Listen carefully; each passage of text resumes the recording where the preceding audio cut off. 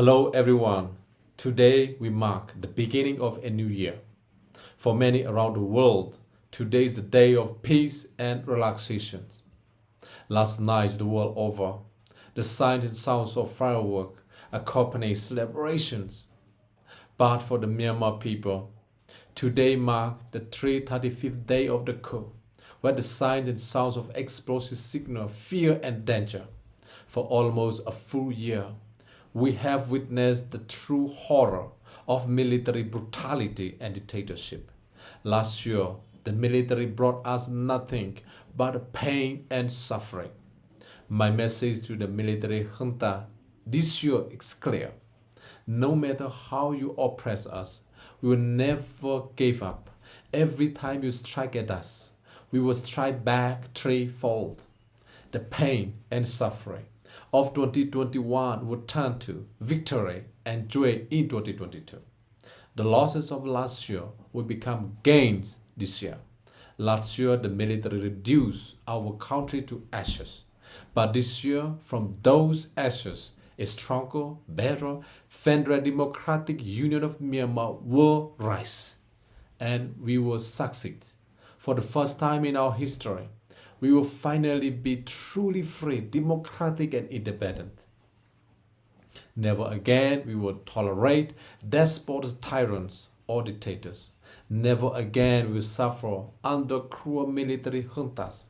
Our tears and blood have watered the tree of freedom, and this year we will harvest its fruits. 2022 will be the brightest year in Myanmar's history. This is my New Year message to our people.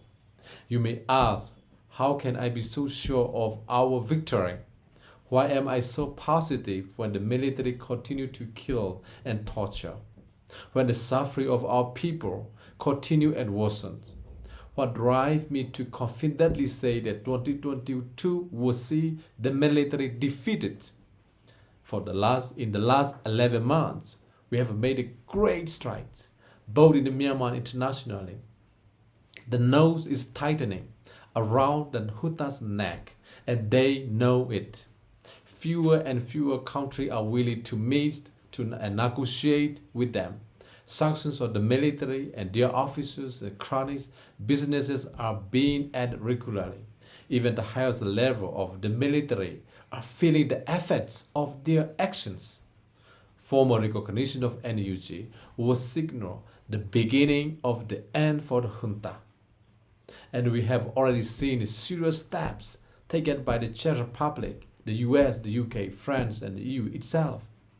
In addition to this, our ambassador, our representative to the UN, Myanmar, has worked so hard fighting for Myanmar in the world's most important political arena.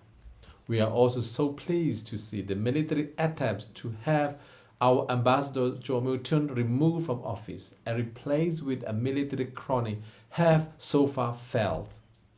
This is thanks in the past to agreements and the cooperation of the US, Russia, and China. What is more comforting still is the knowledge that for thousands of soldiers, the military cruelty, brutality are too much to bear. Civilians, informants, the supporters of the military have gone silent, slipping quietly into the shadows. We can see now that much of the military's equipment is inadequate and unreliable. We now also know that the military have been inflating their troops number for years. In reality, they have far fewer men than they have led us to believe. In short, the military is lying to us, to the international community, most importantly to itself, about its ability to continue the fight. The generals know the true dangers they are in their panic. They are acting without thinking. The outbursts of particularly cruel and horrific crime against humanity are the death throe of a dying animal. In their desperations, they will try anything to silence the people, but they cannot. The generals do not even trust one another and have begun plotting against each other. The military and their crony cannot win. They do not have the resources, the funds, the people, on the support. The international community cannot continue to turn a blind eye to the military brazen's crime against humanity, and is slowly turning their back on the military and the industry of which keep them afloat. Their only hope is to scare, pressure, or trick us into giving up the fight, into letting them take power. And that is something we can never do. The military days are numbered. Even they know this. And this is the light of the new year dawns on Myanmar.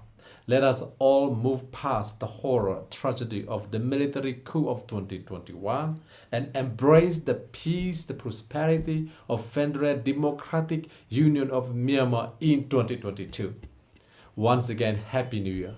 May God bless you all. May God bless Myanmar. Help us spread the world by liking, sharing, commenting. Subscribe and ring the bell icon to stay up to date with the latest events from Myanmar. And if you can't, unblock the ads. And all proceeds will go to helping the victims of the military and ending of the coup.